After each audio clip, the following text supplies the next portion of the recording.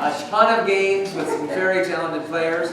And that means I'll just be calling out for suggestions throughout the night. Places, titles. Places and titles. Some other things too. But just call them out. As soon as you hear them, I'll take one of the first ones I hear, and they will create magical scenes before your eyes. Would you like to meet them? Yeah! Let's start by meeting the Zealous!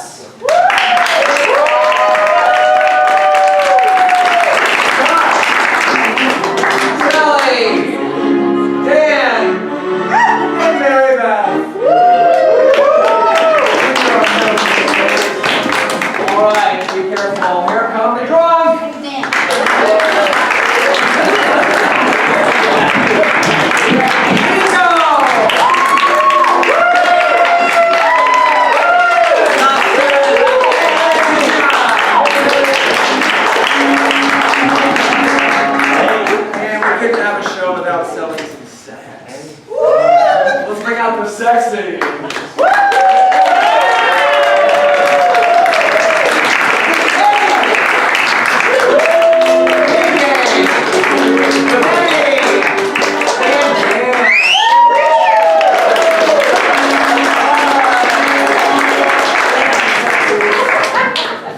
I'm your host and director, Darren, and it's been a great pleasure of mine. This is the graduation of a 6-week class to be able to guide super talented people through this, and this is a culmination of it. So thank you for being here and supporting them. We also have support by Scott, our musical director. So let's get started. First, I would like to bring up, oh, by the way, we do have an intermission, 10 to 15 minute intermission, so the bar will be open. Please welcome back KK, Sally, Eddie, Penny, Scott, and Dan.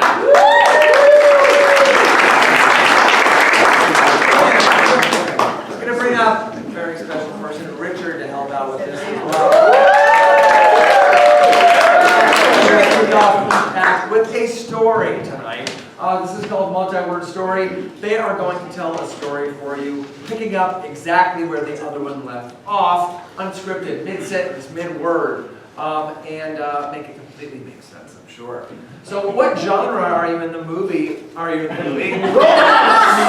in the mood for? A romance? Okay, this is a romance. Anybody got a good title for a romance? Him and her. Him and her. Ooh, so much hidden meaning there. All right, this is a romance. Him and her. A young Joaquin from the city of Long Beach strolled by as he was looking for food, and he passes the first restaurant he saw, and there was a woman serving all the people. She was alone by herself, all in their place. And where she moved from booth to booth, and she smiled just very quietly as she served the people. Suddenly, she noticed it was just him and her. And so she quickly dumped all the dishes and tore off her apron. Opened the door and pulled the shades and turned the clothes on. Then she lured him to the back kitchen, where they threw each other onto the kitchen floor, dousing each other in mustard and ketchup. so steamy. They wanted to make a hot dog. And then he realized he grabbed the wrong bun. Because he forgot the mustard. Oh my darling, he screamed at her. I really need to spread your arms all around me. Because I am somebody who just really loves to relish the lovemaking.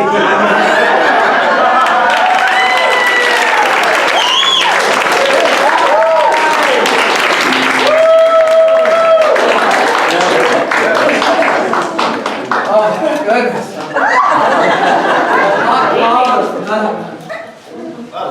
Let's continue. Thank you for that.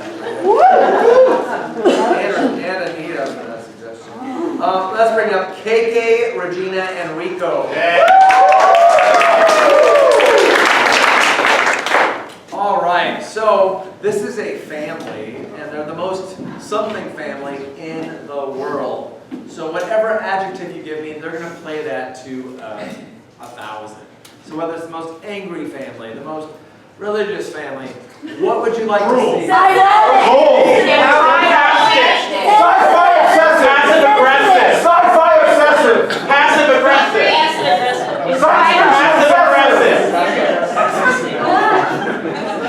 I'm sorry, keep it going. Sci-fi obsessive. Hungry. Panicky. Annoyed. Emotional. Most Mexican.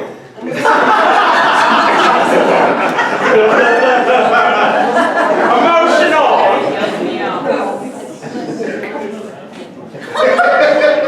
Are you down? Are you down for that? I guess. All right, What are they? the most Mexican family.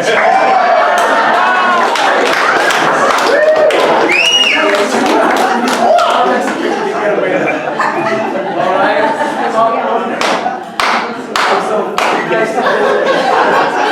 Okay, Rico, you're making English on this one. What is going on in the most Mexican families in our life today? Guacamole. Getting Chinese takeout. St. Patrick's Day. All right. Let's see how the most Mexican family celebrates St. Patrick's Day. Oh, I'm going to hell. The most Mexican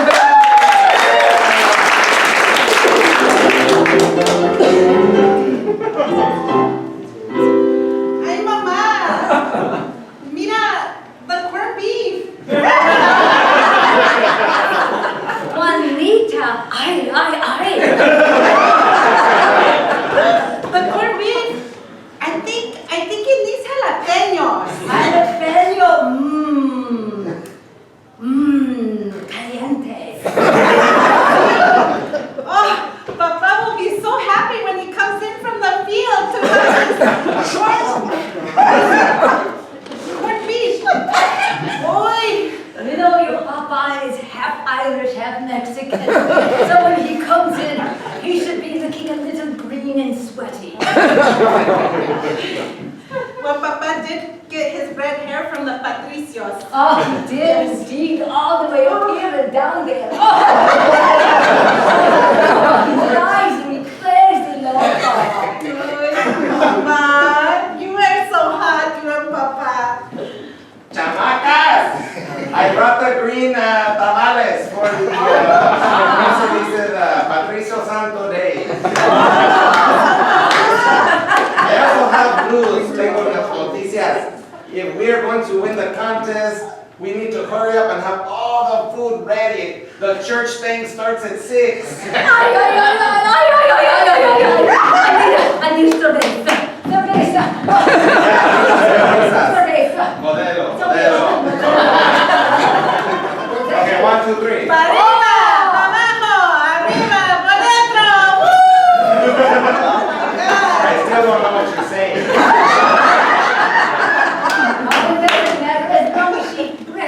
Oh my God, you're the worst cook ever! The oven's on fire! You think I care? You think I care the oven's on fire? Ay, Dios mío. Let me get the fire extinguisher. It's because the food is hot. Papa. You Now know, everything's ruined. What do we got left? I have tortillas. tortillas. That's it? And corned beef. We're not gonna win the contest. We gotta make the virgin appear in that tortilla. Give it to him. There, now we're gonna win. It's that.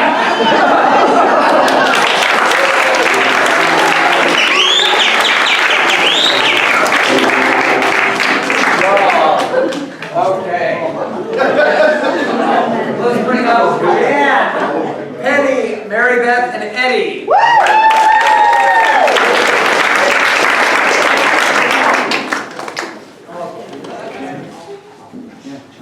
Mary Beth and Jan?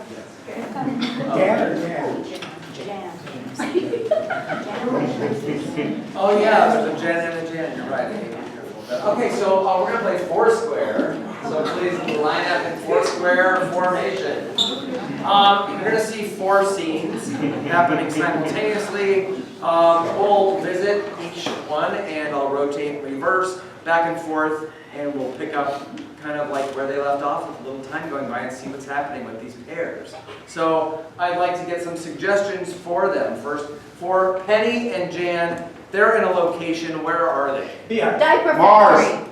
Roller coaster. Mars. Nice, they're on Mars. Okay, rotate.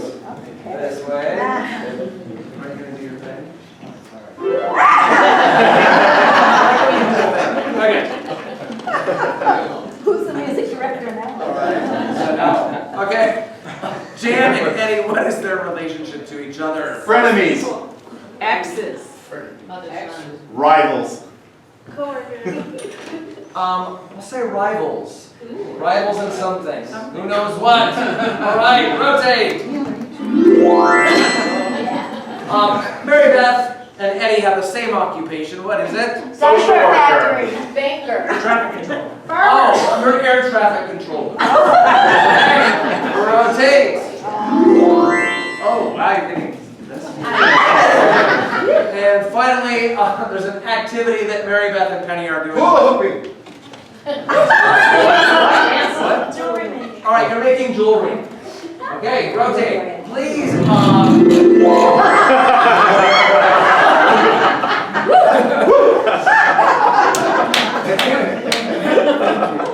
please repeat your suggestions. We're on Mars. Rotate. Rivals. Yeah. Rotate. Air traffic control. Making jewelry. Okay, rotate back to the beginning. And we are opening on Mars.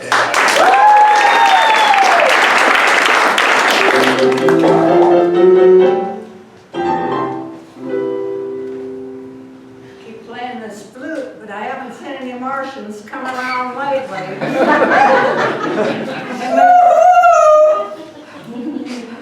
And I have my accordion. I thought I read that Martians are attracted to accordions. They're very musical, I hear. And NASA said, go to Mars and start a band.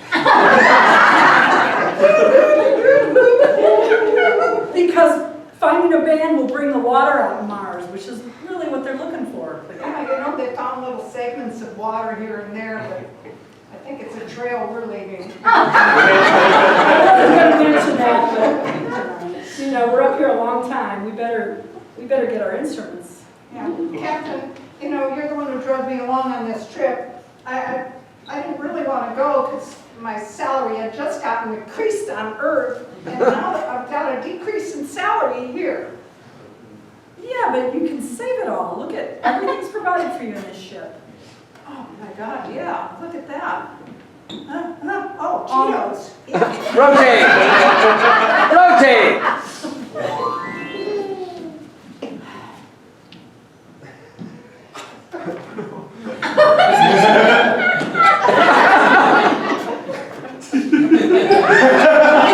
Rotate.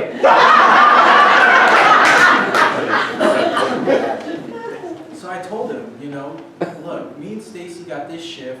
You worry about the money shift.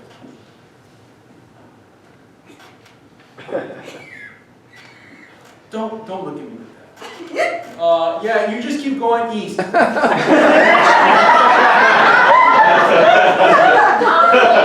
you're superior. You can't be telling somebody where to fly the plane when you're not even in charge of them. You're supposed to be air traffic controlling what's right in front of you. And there's a whole plane of Kardashians waiting to pass down the runway. Look at them. You know, There's 1,000 of them. okay, I agree with you. I should have checked in with you. You're gonna land at Long Beach Airport. I just feel that I want a raise. You'll get a raise when you help me land 1,000 Kardashians. Reverse.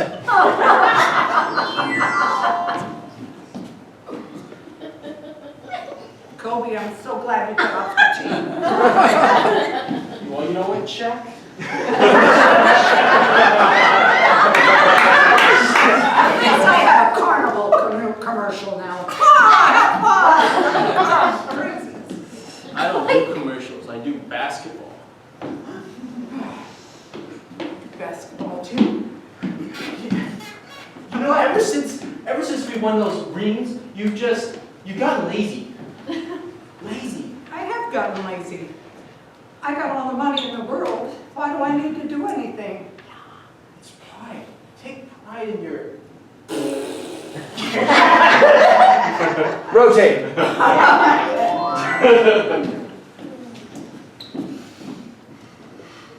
I didn't mean to tell them to land at the same time. Look at what you've got now. You've got 300,000 pounds of Louis Vuitton luggage. You've got a big, huge pink plane landed right here, and you don't even have control over it because you're trying to get a lousy raise.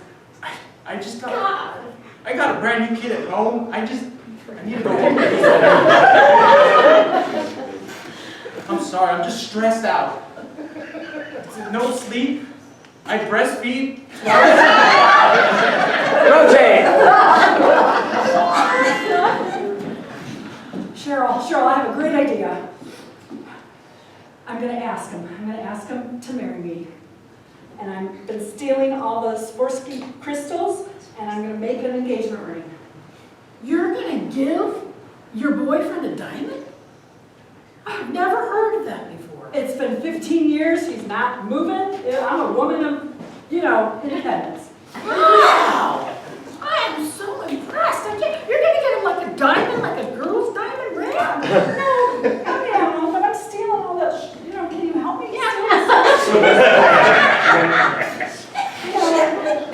Woman's got to take it in their own hands. These Swarovski crystals, they sell them on QVC for like $6 a pop. Rotate. Captain Smith, look! Diamonds! Oh, thousands of them! Oh my God! Our music broke apart the rocks. Who needs water when you've got diamonds? I don't think we don't tell Mission Control. No, they'll just send us more Cheetos. But, I think maybe we could trade these diamonds with the Martians and find some better food. If only we could find a Martian. I've seen a Martian for days. Rotate. Rotate.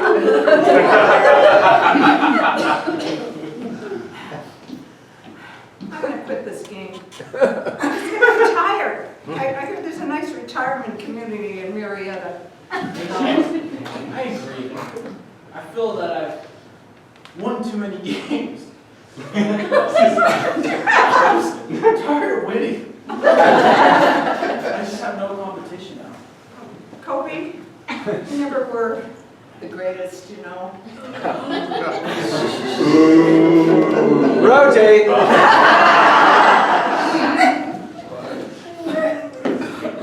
I think I'm gonna just give up. First of all, I can't believe you had a baby. that woman that you're with. I can't even believe it because you and I were kind of getting somewhere. If I'd known I wanted a young guy in my life for years. You're it for me. She gave me a raise, okay? I'm just feeling really, step back. I thought I got the rise out of you. Reverse.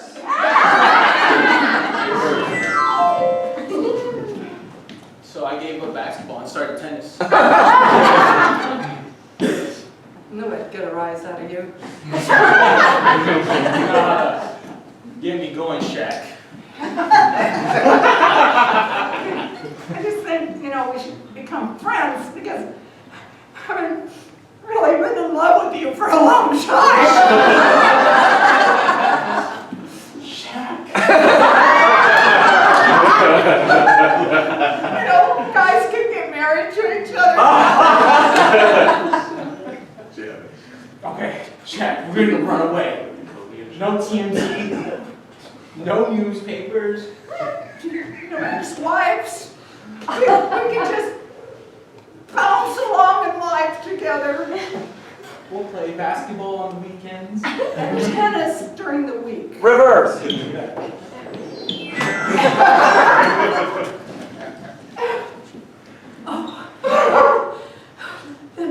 That party we had last night with the Martians?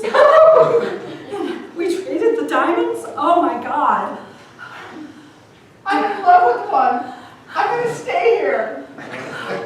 Oh, I don't blame you. I liked his brother. Let's black out everything on our cameras. Let's just pretend we had a in-space accident. And take the diamonds and just live here with our Martian men. Reverse. Yeah. Well, I asked him. What did he say?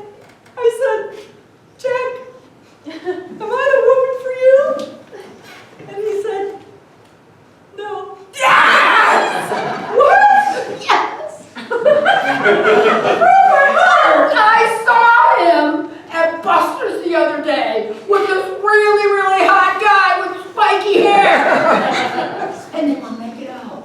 I didn't want you to know that I come in and you're making him a diamond ring.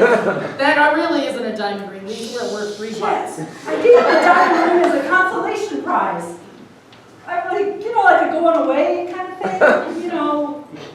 Like they do in game shows, go away. Well, that's the kind of girl I am. Reverse. Reverse.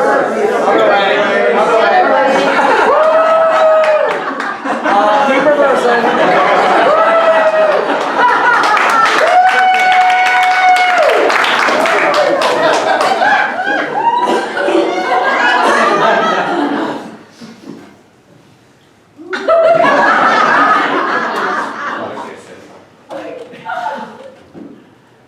It's a ring shaped like an airplane.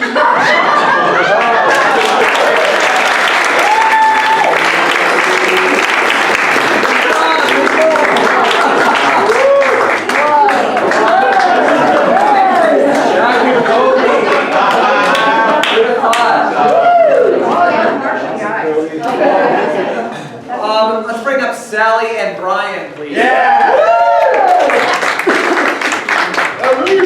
Okay. That got a little racy, so we're going to tone things down with some children's reading. This is going to be a Dr. Seuss story.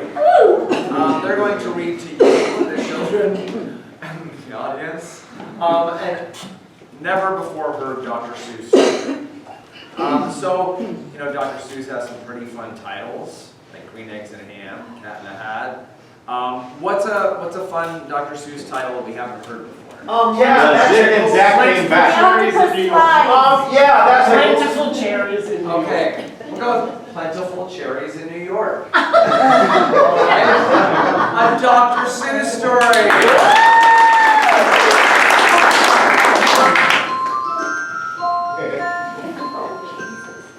Well, hello, boys and girls. Welcome to the Carlsbad Children's Museum. Yes, and your parents have dropped you off here to listen to a story while they go and watch all the fun activities outside. I'm Miss Julie. And I'm Uncle Carl. We're so glad you could join us today. Yes, and we have this Dr. Seuss book. Let me give it to you to start the reading. The name of the book is Cherries, cherries everywhere. In New York. Cherries everywhere in New York. Here we go, boys and girls. Yeah, here we go.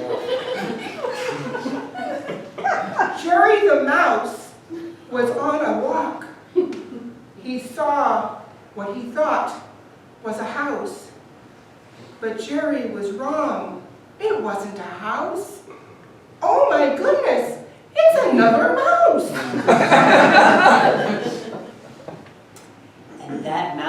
some cherries that he loved to eat. He loved cherries more than he liked to eat meat. The cherries, he said, were everywhere on the streets. They were so plentiful, he liked to eat them more than beets. Jerry was looking all around himself. He didn't know what everything means. And then he realized these cherries are here in the borough of Queens.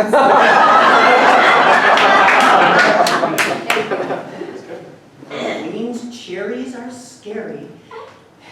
Jerry knew for a fact the scary cherries made Jerry, Jerry. So he ate them. He ate them, yes he did. And as he ate them, he saw his friend Pig. Pig ran out and he said, "Why are you here?" "I'm running out. I'm gonna get a beer." Pig said to Jerry, "I like your face." Jerry said back, "I like my face too." Pig said, "You're not very humble, Mr. Sir." And Jerry said, "I like my face too."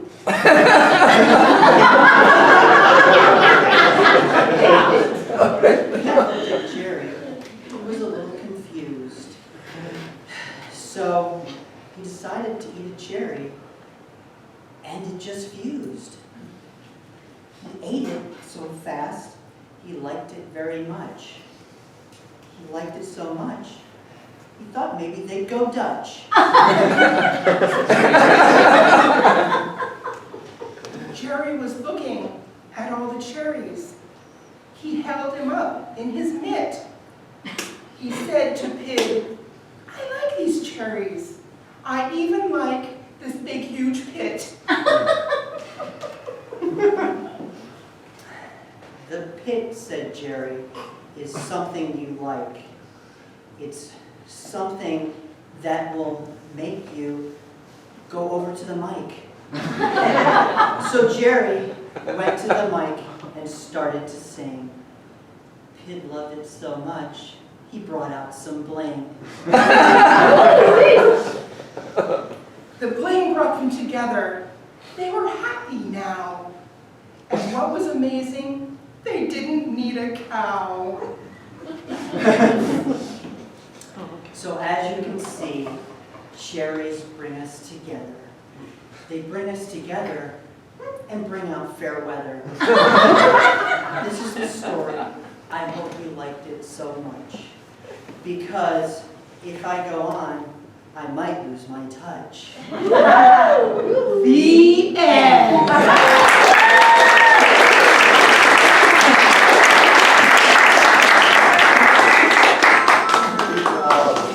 Oh my God. So funny. Not very nice. I like my face too. Oh, let's bring Brian back. And also Jen, KK, Rico, and Penny. All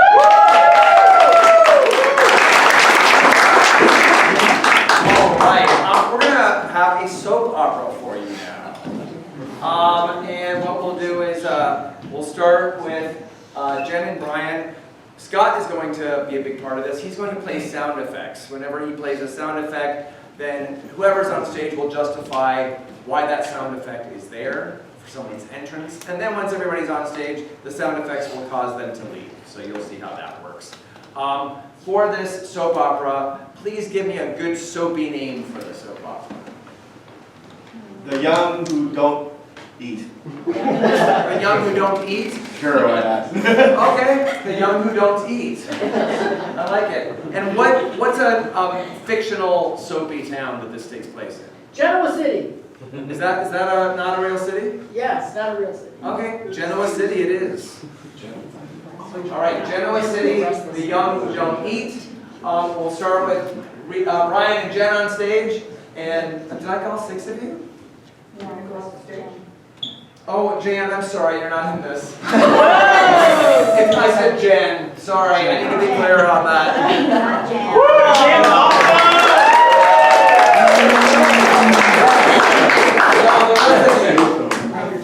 Out yonder. Wait a minute. There's so many people here. Okay, so The Young Who Don't Eat, a soap opera.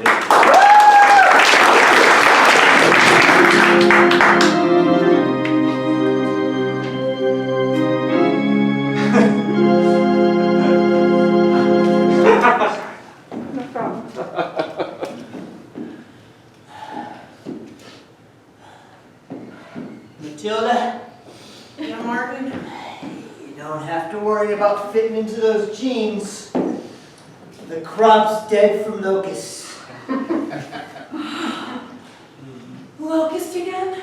Locusts again. Looks like we're not gonna eat this winter. You're such a shitty farmer. I think your brother's coming back with that gun. I know. Ever since he got that machine gun, he just wants to use it everywhere. Damn Carl. Hey guys, I have some news! I just shot up all them gophers and rats that been eating all the crops, but it don't do no good because we're still gonna starve in Genoa City. Hey! I know, Carl. And this machine gun, it's killed all the snakes too. And they eat the bugs. So it's Carl's fault? What?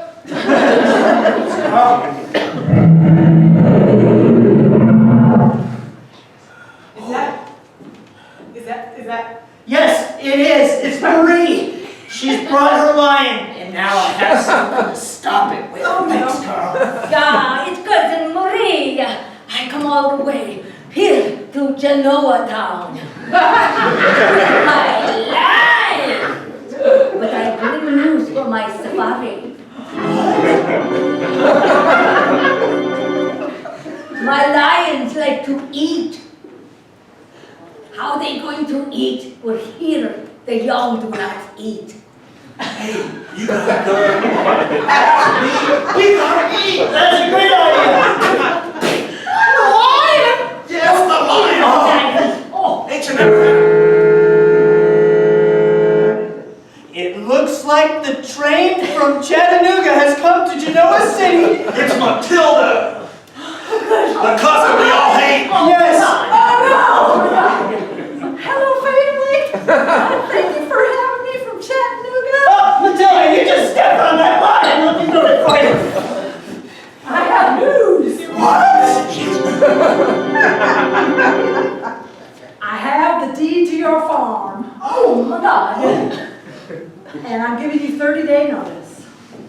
What? We're gonna have to leave this farm where we can't grow crops? Darn! Oh my God, it's right.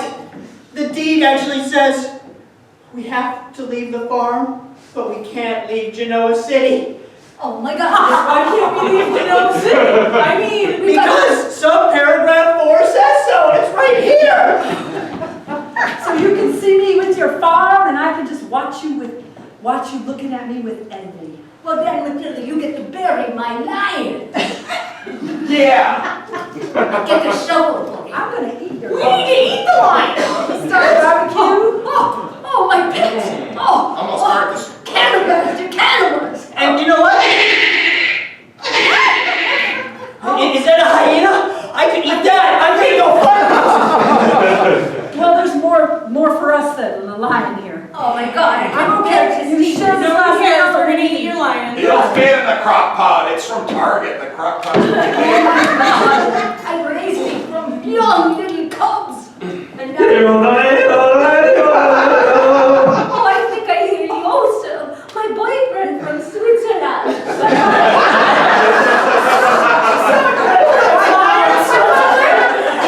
A family car home, you know. Adventurous is another word.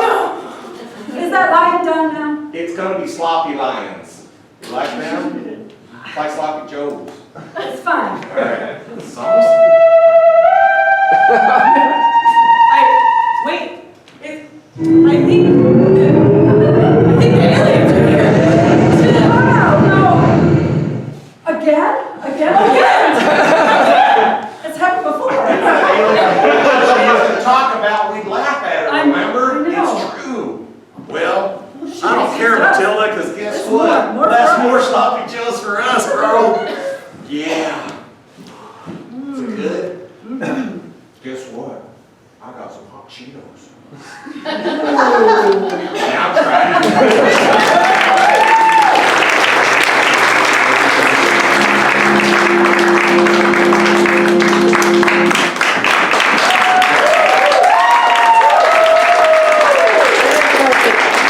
Stay tuned for the next episode. Okay, Mary Beth, Dan, and Eddie. Right, Dan will have you right here. Eddie in the center back here, and Mary Beth over here. It's time for some poetry. We have a famous foreign poet who's going to give you her poem in her native tongue. And then we will have it translated in English by our translator over here, Dan, and then have an interpretive dance piece. So, first of all, what country is our poet from? Poland. Kazakhstan. Poland. All right, you're from Poland. You don't speak that, right? Poland. Take it up. And what is the topic for this poem? Medium rare. Was that? Medium rare. The topic is medium rare. Medium rare beef. All right, the topic is medium rare beef. Steak, medium rare. All right, that's what your poem is about. Okay? From Poland. Medium rare beef.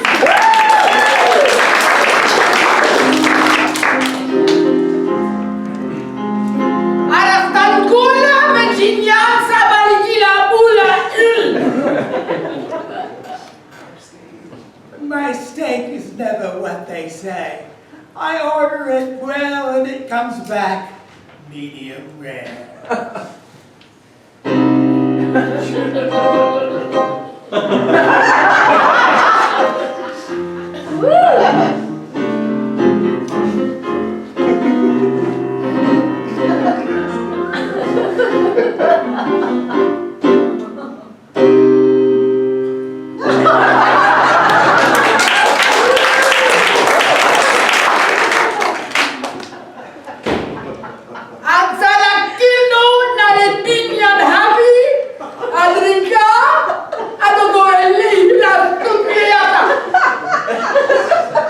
Once it came back exactly the way I ordered it, I went and I drank and I drank and then I went to sleep.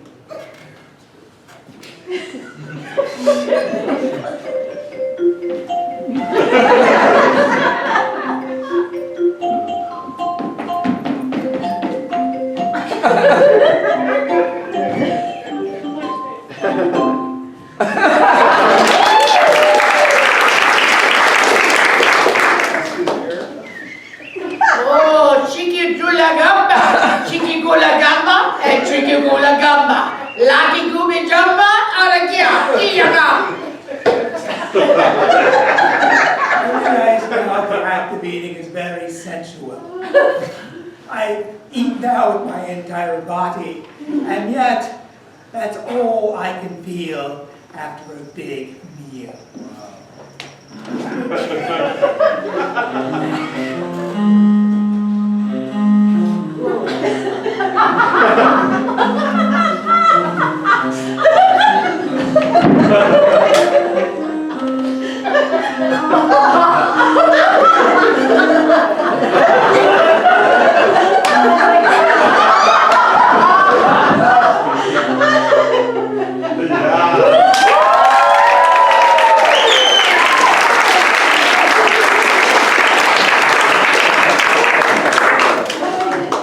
Lovely.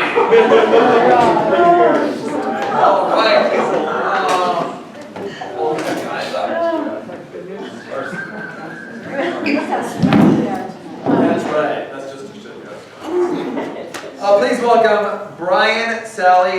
and Jan. All right, Brian, Sally, Scott, and Jan over here. Okay, we're going to take you to the news now. There's a breaking news story. We're going to have your anchor, Brian, here, fill you in on the details. He's brought an expert into the studio, played by Sally. We have Scott, the reporter in the field, who's where the action is, and he has a witness, played by Jan. What this newscast is about a really mundane thing that they're going to take very seriously, like an ant was born today, or a tumbleweed rolled across from one state to the other. So what is something really simple that they're going to take super seriously? First snow. Someone cut up a watermelon. Haircut. Okay. The light bulb went out.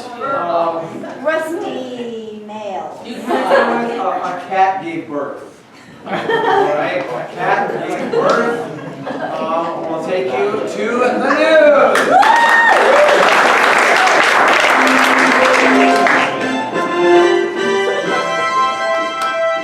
Hello, I'm Wade Worthington, and I'm sorry to take you away from Fox's special, Animal versus Human, but I have a very, very specific news. At 7:28 tonight, a cat gave birth out in front of the Statue of Liberty. People are going crazy. They saw a cat, and then there were two right in front of them. They didn't know what to do. They went crazy. And the lines are all in a ruckus all around the Statue of Liberty. We have Dr. Evelyn, who is an expert on cats and pregnancy, to give us the scoop. What are those people going through at the Statue of Liberty, Dr. Evelyn? Well, I must say that for your audience to understand the implications, they must understand that the Statue of Liberty is not a cat-friendly zone. So the fact that these cats have been there is mind-boggling to those of us who have studied this assiduously all these years. So what I must say to you is, this one cat has gotten through where no other cats have ever been before. And not only has she arrived at the base of the statue, she has come at an opportune moment where everyone was focused upon her. And yet, despite this attention, she has given birth to new life in this environment. It is shocking, absolutely shocking. Wow. Dr. Evelyn, what I got from that is security has just broken down around the Statue of Liberty. People weren't expecting it. There's cat, and then there's cats. It's chaos. I bet we're going to have to go to our field reporter, Rupert Egglethorne. Wait, can you hear me? Yes, we can hear you, Rupert. What is the situation like at the Statue of Liberty? Please, let us know. I can hear you better now. I apparently have my finger in my ear. Is that to protect you from the cats? It's chaos out here, Wade. Chaos, I tell you. I mean, the ASPCA has set up a perimeter around the cat. But there's a lot of upset people and upset dogs, I gotta say, as well. The Boy Scout troop that went by and they ran away in terror. Not the Boy Scouts. Oh God, it's getting worse. It's just chaos here. It doesn't look good. But I've got a witness here, a witness who says she saw everything. It's Genevieve Anderson. Genevieve, can you tell me what you saw? Hi, Mom and Dad. I'm on TV. Yeah, tell us what you saw. Yes, you are on TV. Well, I was in line waiting to buy my ticket to go up in the statue. I was going to walk all the way to the top and look out the head, you know, and see everything in the harbor. But I looked down at my feet, and here was this cat. Oh, it was gruesome. It was really, I couldn't believe she just went, and there was this other cat. There are two cats. And then Three cats. there's more cats coming. While we're waiting for the police to arrive, they put tape around the whole thing because they didn't want people touching them or anything. And I was so scared because I was pregnant once. Now what again was the sound that came out? Meow, and then meow. You catching that old Wade? There was a plop and a meow. What happens when there's a plot and then a meow? Wade, this has never happened in human history before. We must take the sight of these cats being born as a sign from the Lord that the world is going to end very soon, and it will start in New York Harbor. Oh my God, Dr. Evelyn, hold on a second. Rupert, did you hear? It sounds like the Armageddon is coming. Is there clergy on site at the Statue of Liberty? Oh, that's an excellent point, Wade. I think I saw a rabbi. He got on his bicycle and ran quickly away. Oh my God, the Jews know all about Armageddon. In the Old Testament, there was smoting going on, and now they're running. Rupert, do you see black smoke? Let me ask my what is it, Jennifer? Did you see any black smoke? Oh, yeah, the other cat ran by and his name was Black Smoke, I know. He was going meow, meow, meow. Oh my God. Black smoke, but it was a cat. Dr. Evelyn. Black smoke, but it was a cat. But there's a lot of meowing going on. What are these people going through? What can we tell them to help them get through this dangerous, dangerous situation? Wade, at this point, the only hope that humanity has is to go with the pigeons. The pigeons can control the cats. They will stop the meowing, and it will become a serene scene once again. And the cats will fade back to Staten Island, where they all belong. Do you hear that, folks? If there's anybody in New York right now, go find yourselves a pigeon. I don't care where they are. Walk out. If you see one on the street, grab it. This is martial law right now. Find a pigeon and get it to the Statue of Liberty. We are going to take you back now to Animal vs. Beast, where I hear a bear has just mauled Tom Brady. But we will keep you informed throughout the night. Thank you.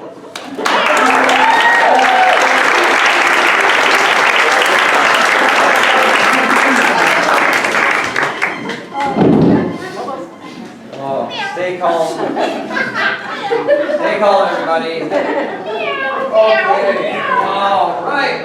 Let's bring up Dan. Scott, come back. Jen, Jen, and Regina. We're gonna play a little Survivor, guys.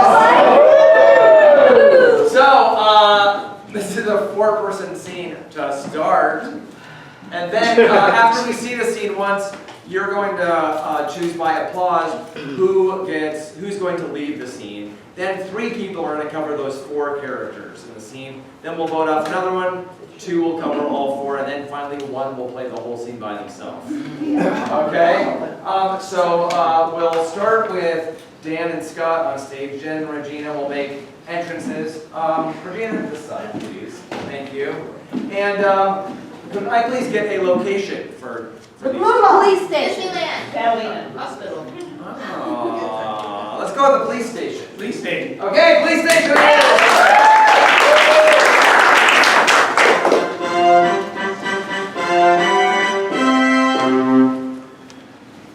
Sergeant, I've been looking through the files. I'm for the Reverend catch that murderer. I've been trying to do a sketch of him, because I'm a little bit of an artist myself.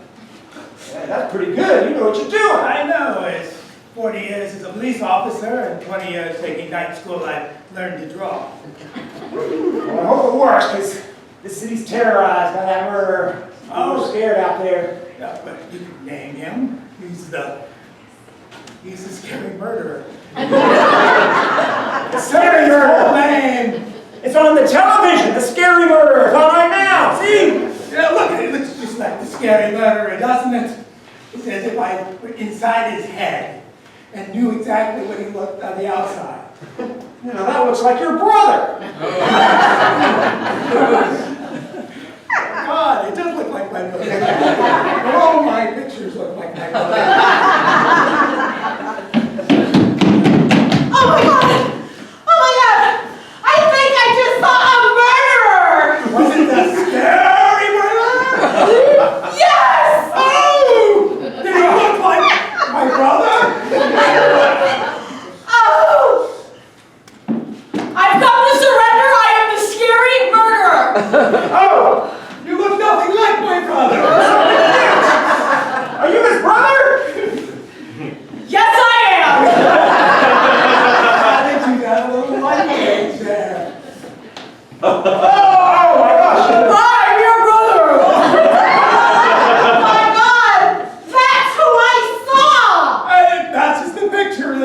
through.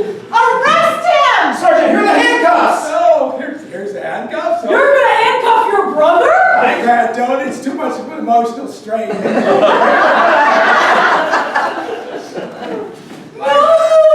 We're safe now! There's no more murder!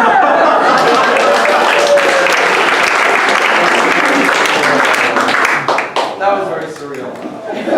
Okay, please clap for just one person who's going to leave the scene. Is it Dan? Right, is it Jen? Scott? Regina? All right, go between Jen and Regina. Jen? Regina? I feel like it's Jen. Yeah. It's Jen. All right. Okay, now we will see the scary murderer brother scene with these three.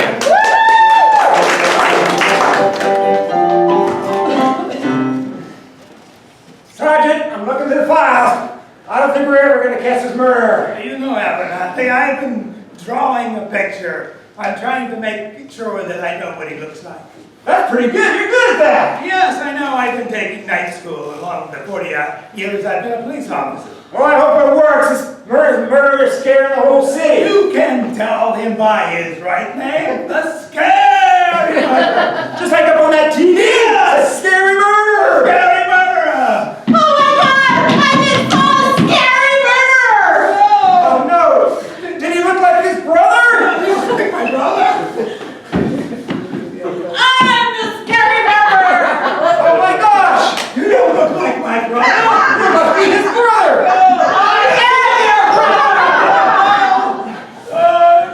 Sorry, have me the handcuffs so I can use them. The handcuffs! So much of an emotional. You must arrest him. You're gonna arrest your brother? Too much of an emotional strain for me. Ah. Is this? There's no more murderer!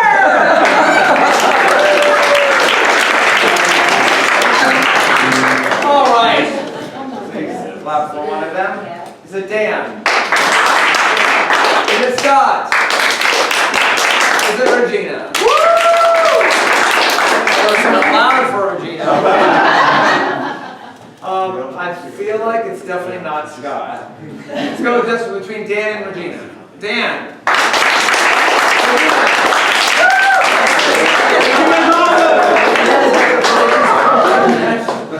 Okay, scary murderer.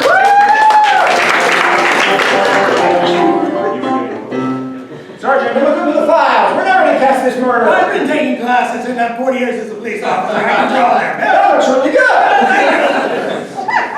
I hope it works. This whole town's terrified. You can call him by his right name. Like the scary murderer. The scary murderer on TV. No.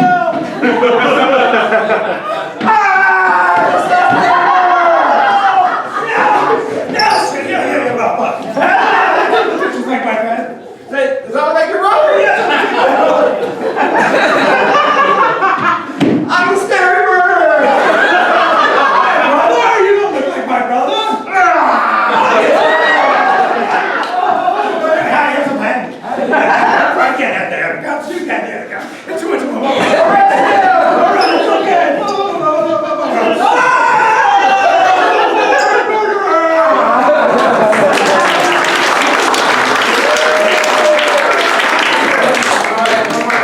That's the one-man show.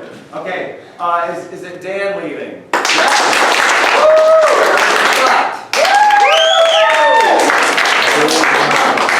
Yes. All right.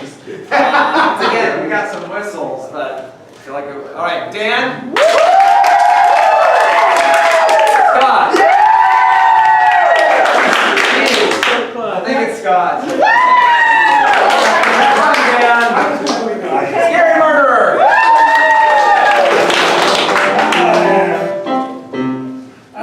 Sergeant, look into the files. Well, I'm drawing a picture here. I have 40 years as a police officer and 30 years as high school. Oh, that looks really good. That looks like your brother, right? I'm sorry, call by his right name. Scared! Like up there!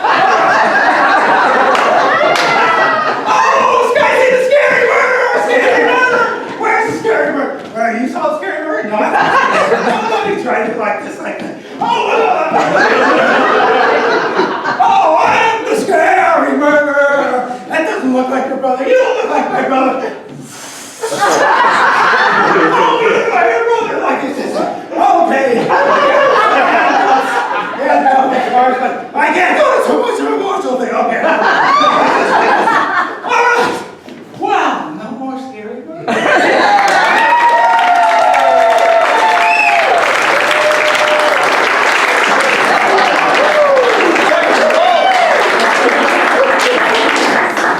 Wandering the streets talking to us. All right, we're now going to take a 10-minute intermission. We'll be back with Act 2.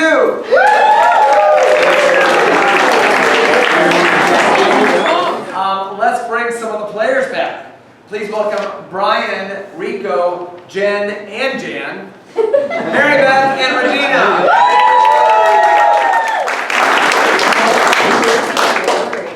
And Richard, too. Let's do this. All right, we're going to have another story to kick off this act. We have a romance in Act 1. What genre would you like to hear in Act 2? Fairy tale. Horror film.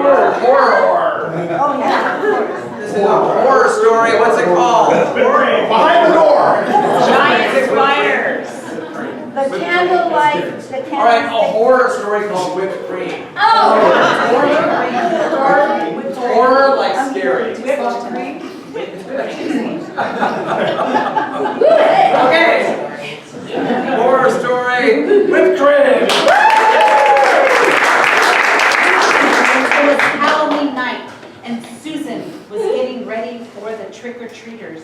She started to whip up some whipped cream. She decided she didn't have enough. She'd have to go down this dark alley to the 7-Eleven because they're open till 11. And the devil ran that 7-Eleven, and he gave her some whipped cream, but it was possessed. By the souls of 1,000 demons. And as she ate the possessed whipped cream, she started to imagine her life getting ripped apart. And so slowly, She took off all of her clothes and applied the whipped cream to her backside. And then she went out on her porch. Hello, neighbors. And all the kids screamed because giant demon wings had popped off the back. And they were like, oh my God, that's so horrible! This creature! is so scary that we must try to shoot it with our Whipped wings that we made the vines hanging from the trees. So she went down the street, through the alley, looking for another demon that would possess her. And take her to the Casbah. And eat some Cool Whip with her.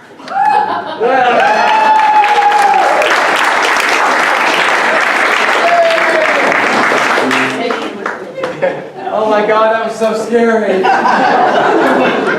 Oh, so scary. Okay. We're gonna bring a lot of people up now. KK, Scott, Sally, Mary Beth, Penny, Jan, and Eddie. yeah. Alright, we are going to have on this side Scott, Sally, and Mary Beth. On this side, Penny, Jan, and Eddie. And KK in the middle. This is called KK in the middle. No. This is actually a little something called radio therapy. Oh, yeah. KK is going to play a radio call-in host who gives advice to her callers that call in. So I'm going to get suggestions from you about what they might be calling about. The callers will be played by these three. And then not only does she give advice, but she also gives them a song to help them out that keys into their call. And these are going to be the singers singing the songs of the record that she's playing. All right? So, first of all, yeah, record. This is like maybe old school radio. So, first of all, can I please have 3 3 words to inspire the calls from the callers. Love. What's that? Love. Tainted. Radiation. Licorice. All right, I'm gonna go with love, radiation, and licorice. See where that takes us. And what is the name of KK's show that people call into? Spare change. Spare Change. Great. Spare Change is the name of your show. Your callers are love, radiation, and licorice. And those were your read that. Okay. Let's give it up. Please enjoy Spare Change.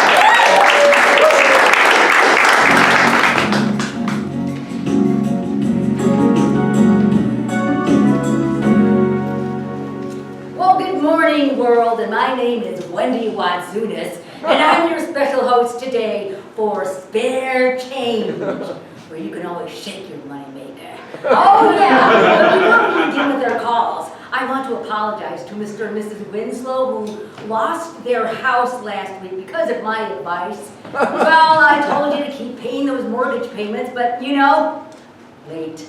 They were late.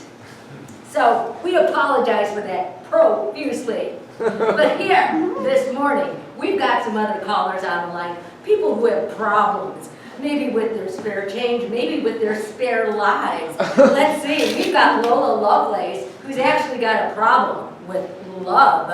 Lola's calling in from Milwaukee. Lola, are you on the line? I'm here, yeah. I have a problem with love because no one loves me. I don't know what I do wrong.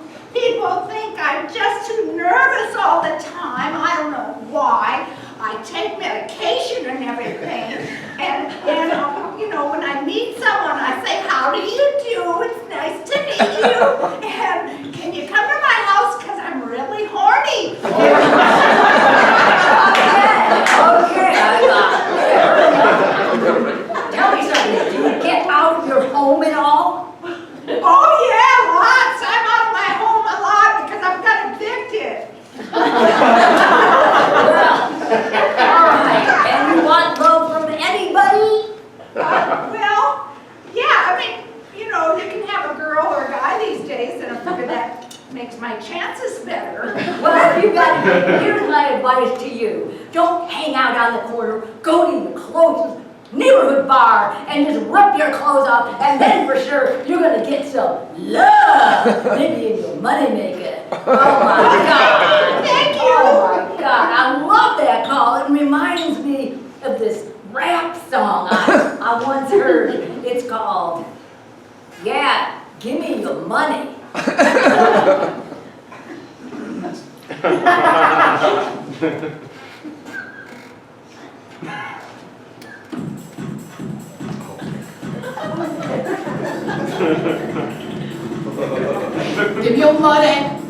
Give your money, honey. Lay down on the floor like a bunny. Give your money, honey. Lay down the floor, honey. We're like a bunny, honey. It's funny, my bunny. She's a honey, she's a bunny. They love me, my honey. Honey, bunny.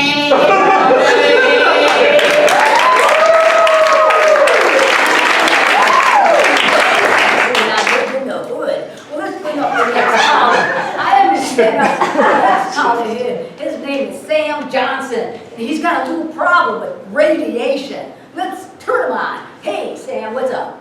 Hi. Yeah, I got a problem with radiation.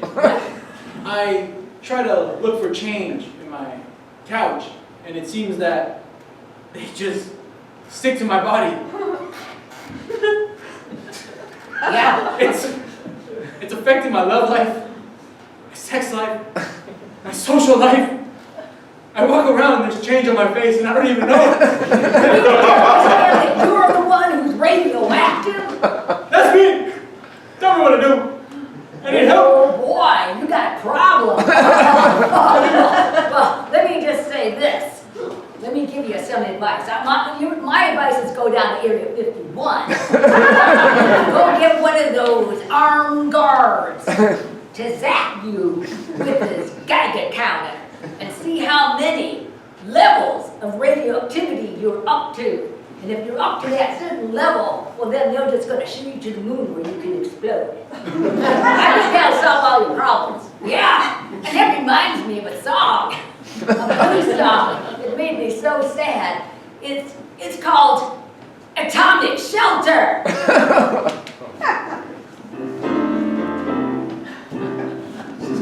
Went to the shelter, cause I was radioactive. I had to get underground.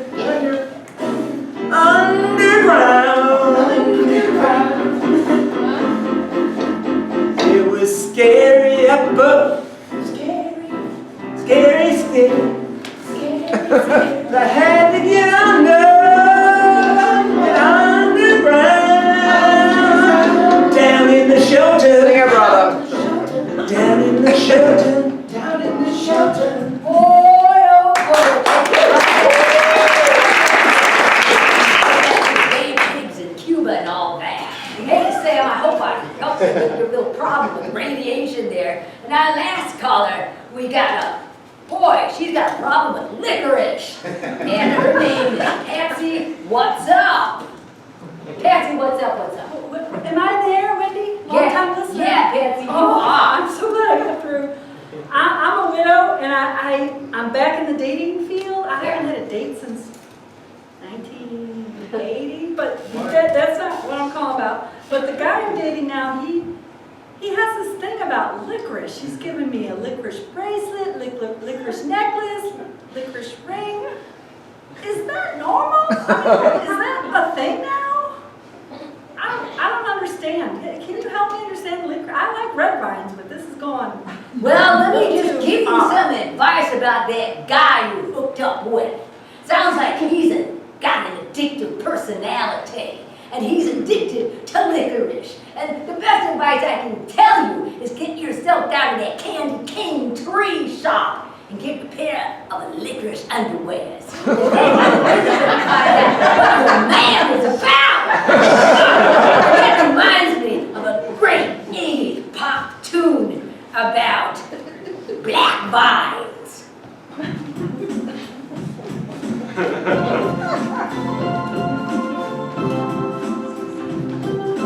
I got me some black vines.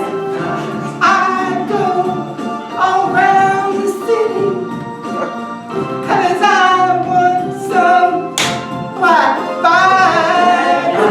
We all need some black vines. That's the way to have fun in life. It's got to be some black vines. All I know is I need black vines. Black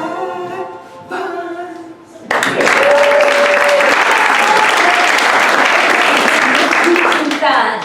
Well, we're gonna have to wrap it up here on spare change. And let's not forget, if you got spare change, you can give me some. All right, you losers out there, bye-bye!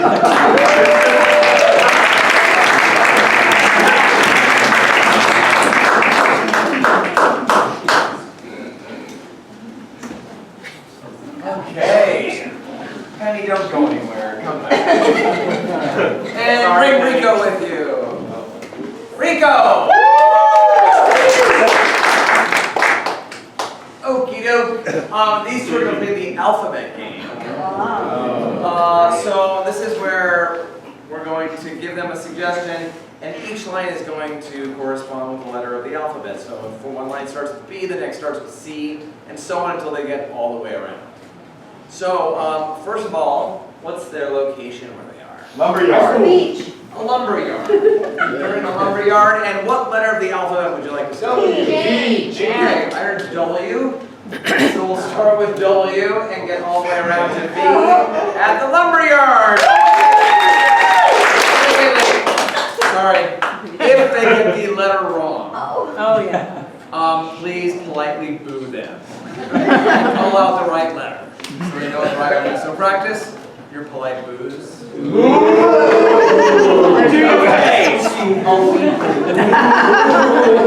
All right. And now, the lumberyard.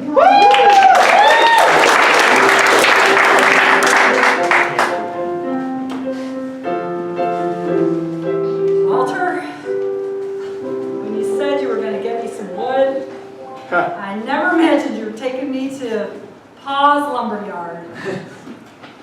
Zania. You know, I'm done with apple picking. It's so, you know, so 10 years ago. The thing now is to pick your own lumber. You're always complaining about the activities I like to do. Zany, you are such a zany kind of gal. That's why I'm so glad I saw you at CVS and decided to walk over and ask for apples. All I remember of that day is you were in the antacid aisle. You bonded over Prilosec.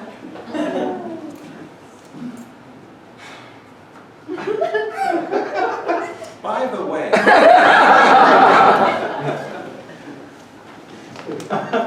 I have several STDs I did not tell you.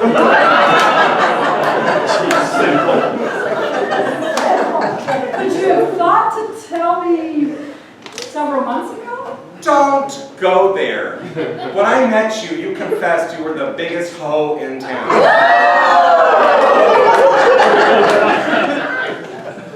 Every girl has a history.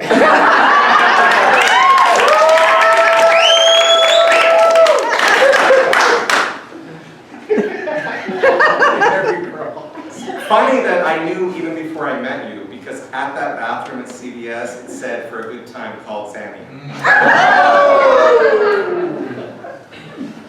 Good to know that was still there.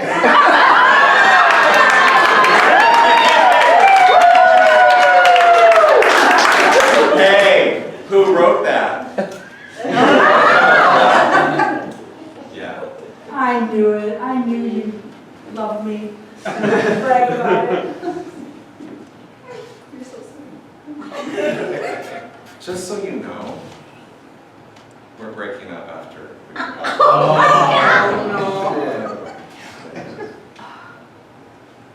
Knowledge of this would have been helpful. I agreed to come to this stupid lumberyard. Look, if it's any makes it any easier, I only have 7 days to live.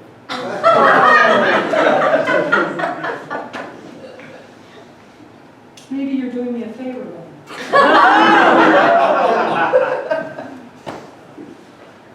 Now I feel at peace. Only honesty will do that to you. So thank you. Percocet also works.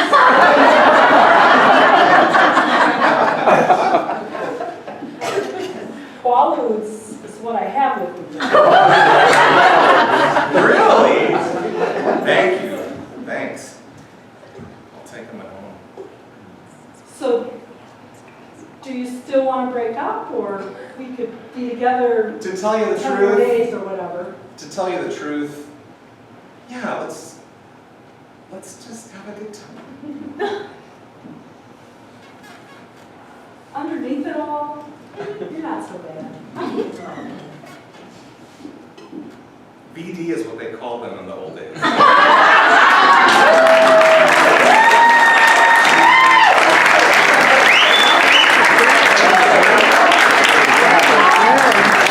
You two deserve each other.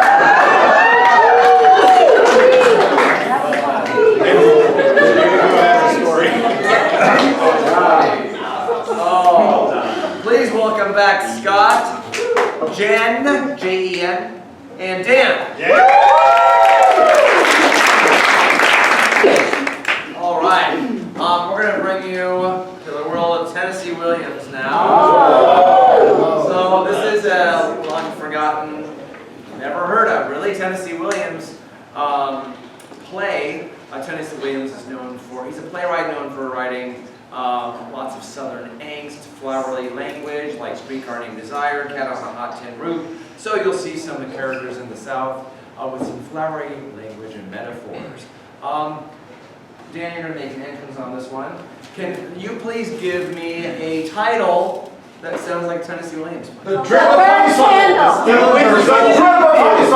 The times of wisdom. The whiskey wheat fields. Money and mint tulips. And when holiday went to East. The whirlwinds, horses and whips. All right. I can't get money and mint juleps out of my head. So, money and mint juleps. We'll start with Jen and Scott.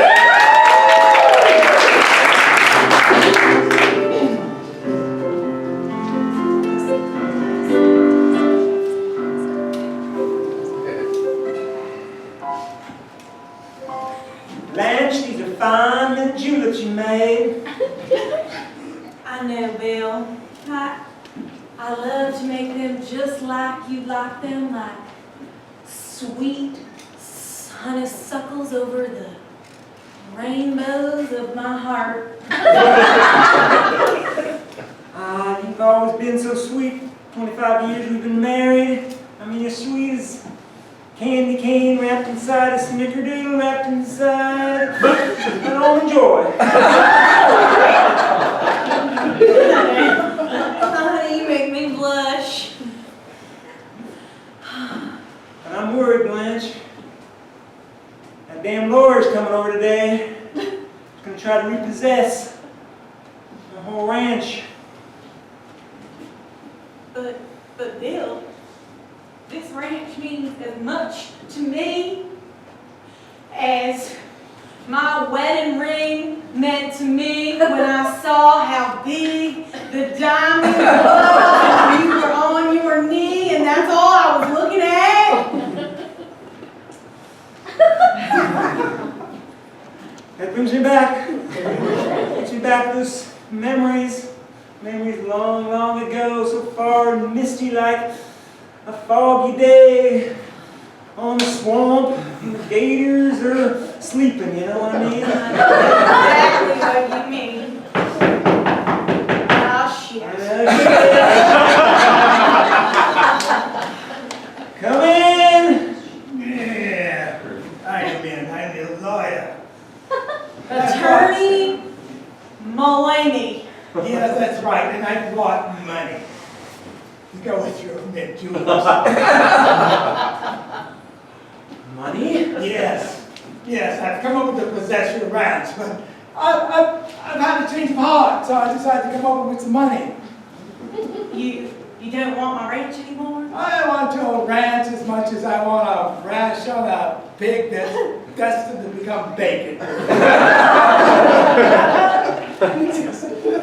Stuart, I believe you deserve a mint julep. Oh, mint julep! Here's $50. Oh, I feel so great just doling out money. You can give us as much money as you want. Oh, I must continue to make me mint juleps. I think I love money more than life itself. Oh, that's Stuart. a good one. I think I love money more than my dear wife Blanche. I think I love money because it's so special. It just goes in my heart like a special love song goes through you while you're sitting in Las Vegas watching a show. Well, I love money 12 times more than you love watching your stupid shows in Vegas with the music. That was really good. Here's $50. No, I love the power of handing out money. It makes me feel like a big man. It makes me feel like a hot air balloon that's never been filled up completely.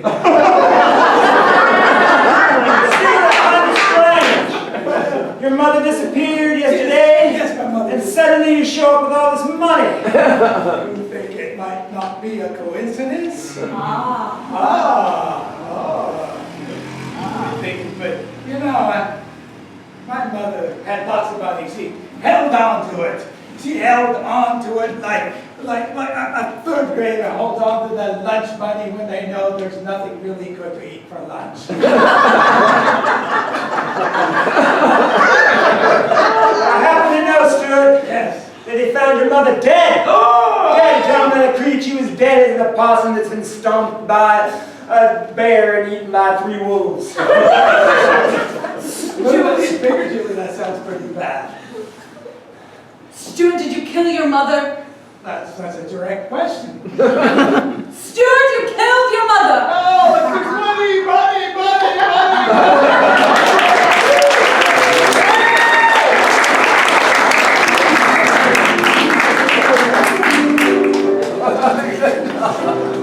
All right, it's time to use some of your lines in a scene. Ye old fishbowl game. And we're going to bring up Regina and Sally.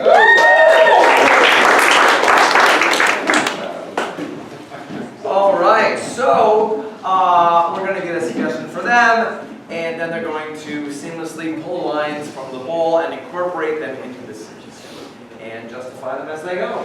So, how do these two know each other? Sorority sister. Exes. Female actor. Playmates.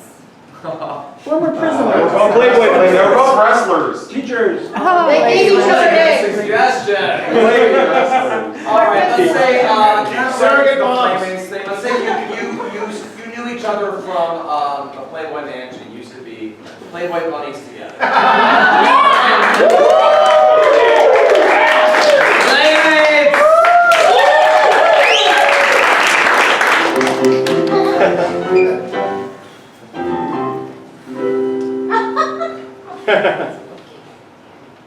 Margaret, it's so good to see you again. Yeah, Margaret.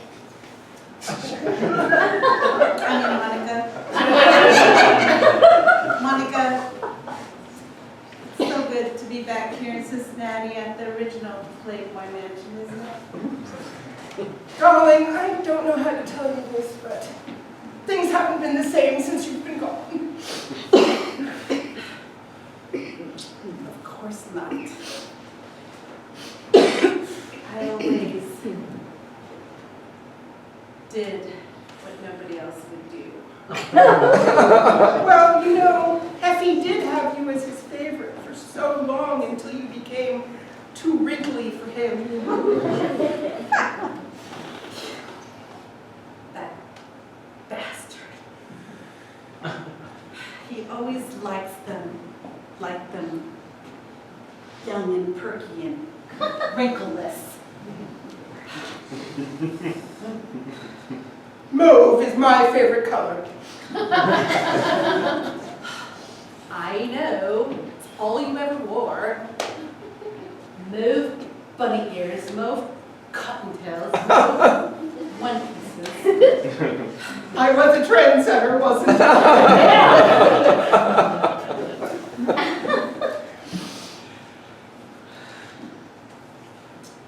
When you go to the store, buy me cocaine.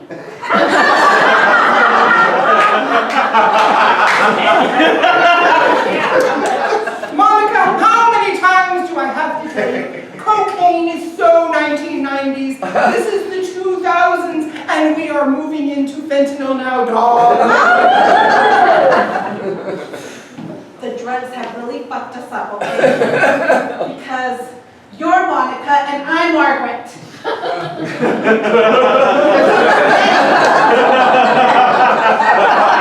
keep working too, damn it!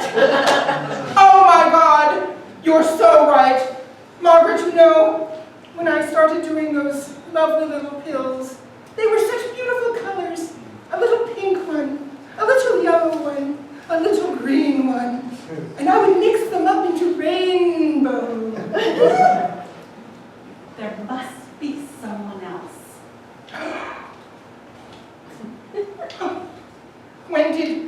When did Rupert tell you? I didn't think anyone had found out. He told me when Hef died. He told me everything. I'm only happy when there's broccoli in your teeth. It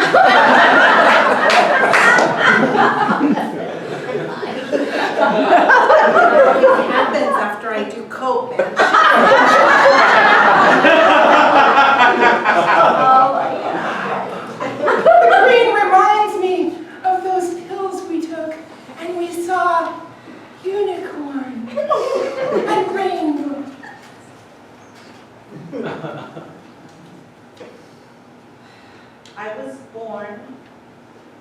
drive for success because I have a certain gene. Margaret, darling, I don't know how to tell you this. The only gene you were born with are your Jordashes.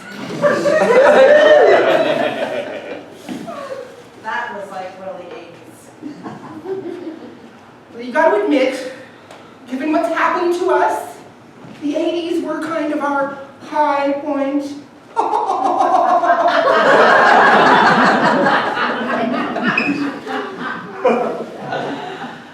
Let's just forget about our disagreements and move on. I'm willing to if you are, dear. I've had enough of this playboy lifestyle. I think we should just put an end to it. I mean, all these wrinkles and stuff aren't going well with my playboy years. Come back to Abilene.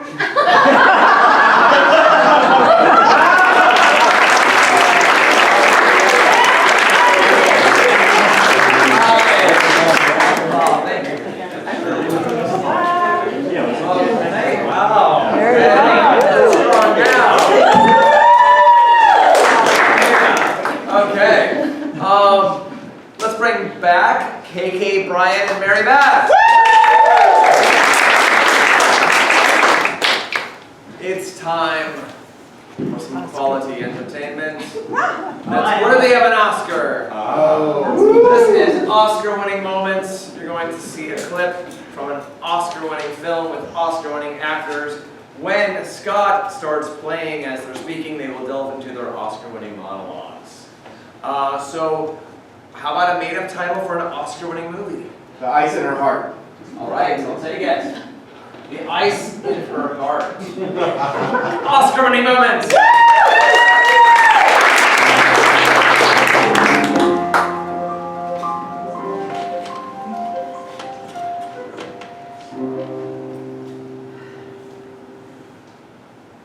Well, aren't we just the happiest family here on Beacon Hill?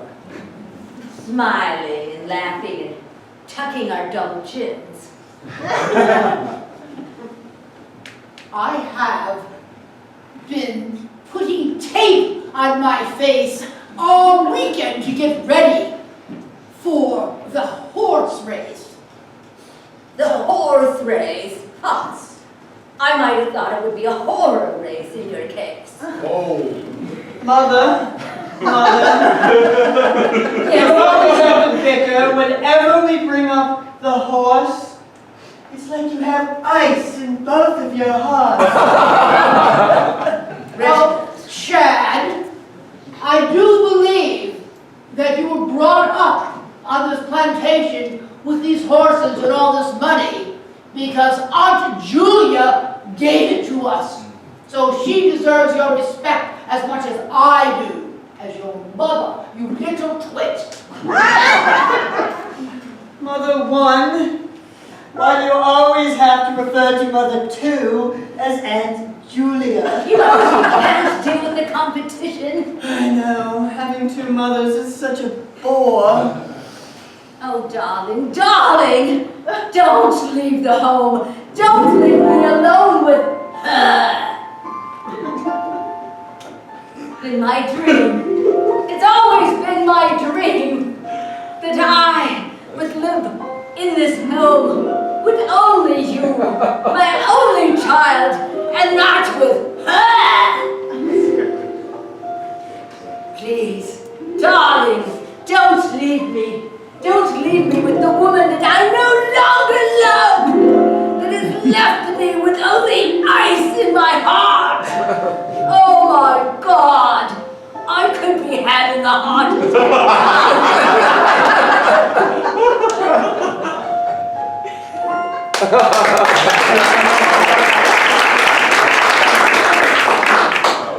We can only hope if you keel over from a heart attack, I will never jump on you and pump your chest to keep you alive after you stole Chad from me when he was in prep school. Oh, thank God, I thought you were talking about when we had sex last night. Mother 2, Mother 1,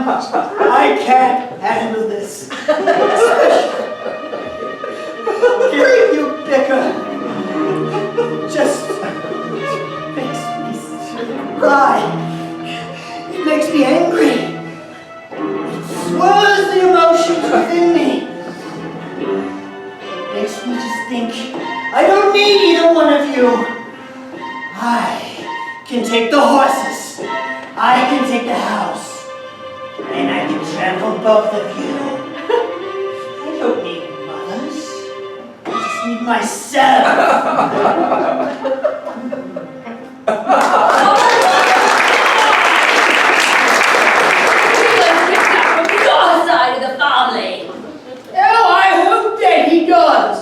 I hope he does exactly what he said he's going to do, to keep the likes of you away from him, you trollopy whore.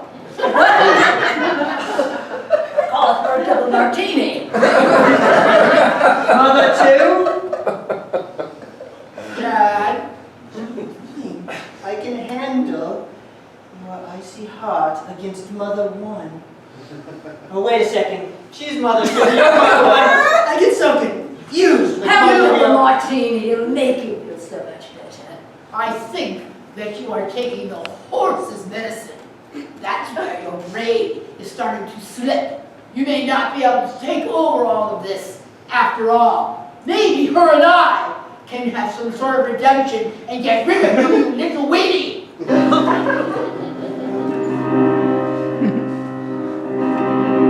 This was my plantation. I inherited it from my great-great-great-great-grandfather. He had millions and millions of dollars, and I was the only heir. There was no males, there was just the horses and me. And I had to kill most of them to get it.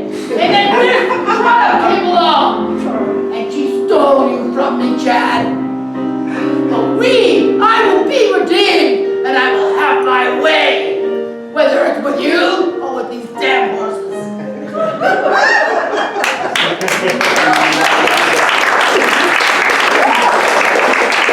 She's been taking the horse's medicine once too often.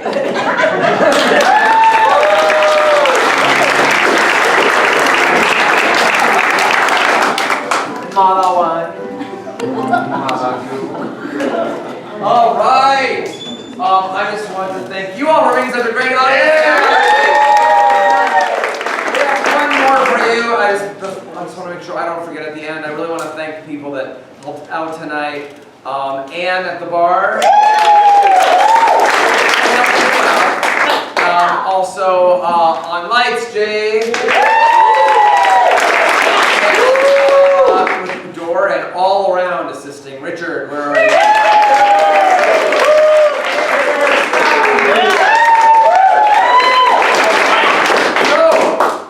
For our final game, understudy, we'll bring up Jan, Dan, and Regina. All right, so this is understudy. You're going to see an opening scene from opening night, and then see the understudies do the same scene. What genre of a play would you like to see? Murder. Courtroom drama. Mystery. All right, a murder mystery. And how about a title for this murder mystery? The road game is running out. Keep them coming. Candle dripping. Knife in the back. Behind the door. Knife in the back. My toe. Roll the dice. The mystery murder train. All right, I'm going to combine a couple of them. What? Knife in the toe. Knife in the toe is a murder mystery. Regina will make an entrance on this. Your understudies. Jen, your Jan's understudy. Rico, your Dan's. And Eddie, your Regina's. Okay? So, please enjoy.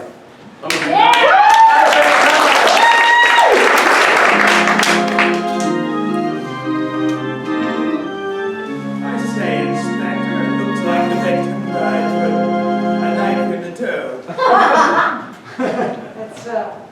That's very unusual. Oh, yes, it's a very unusual way to die.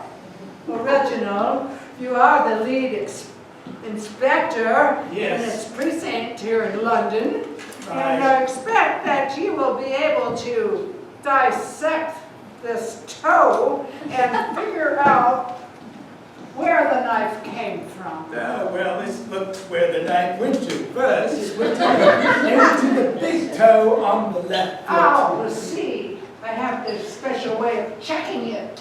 I think it came from this direction. You're using witchcraft again? Why are you using witchcraft? Inspector Yes. Reginald, I have a clipboard. Oh, no, you brought the clipboard. Detective Constable, maybe. It has a checklist of what we're supposed to be checking off about this murder scene. Well, we've got a body, we got a knife in the toe, we have somebody pointing and doing spells on the body. What else did you ask for? I would put the yellow tape around the body. Check! Check! The yellow tape is now checked off the clipboard. But get a bigger clipboard. Oh my God, I'm stuck inside the yellow tape. You're in the crime scene. I am part of the crime scene. That's the way I solve mysteries, is becoming part of the crime scene. I think you've done it. That's a pretty simple, easy answer, isn't it? There are scissors on this clipboard. We must get scissors to clip the yellow tape to get him out. Well, Detective Constable Mayberry seems to come up with an answer for everything. I think we just need to arrest him. He looks guilty to me. Just inside the crime scene. I didn't commit the crime. Well, I think you did. If I'm inside of a Starbucks, does that mean I make the coffee? No.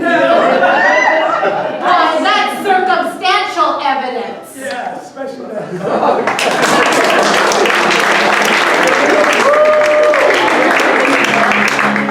All right, that one was so riveting.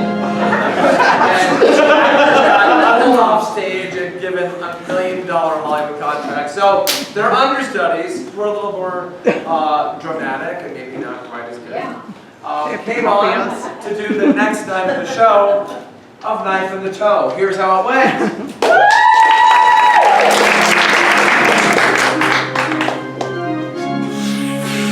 Inspector! Look at this murder! There's a knife in the toe! Interesting. You're an inspector also. What do you make of this? I don't know, it's quite unusual. Well, perhaps a knife in the toe means memory loss.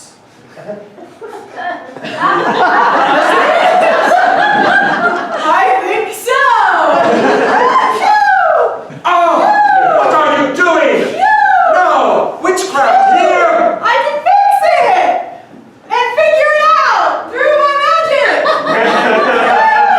Inspector! You! The clipboard! That demon witchcraft deemery out of here! We need the clipboard.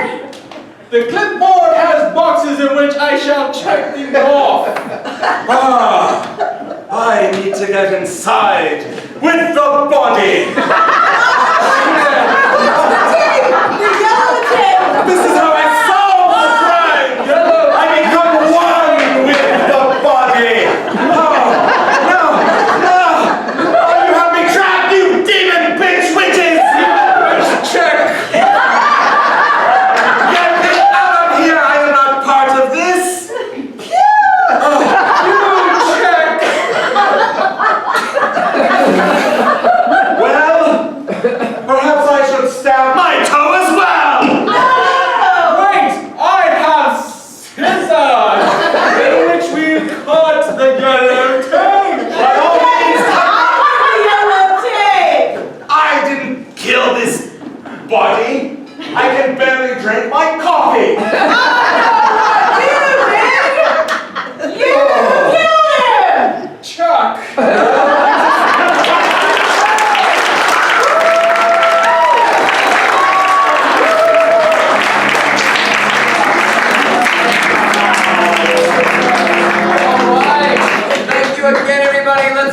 for our players. Rico!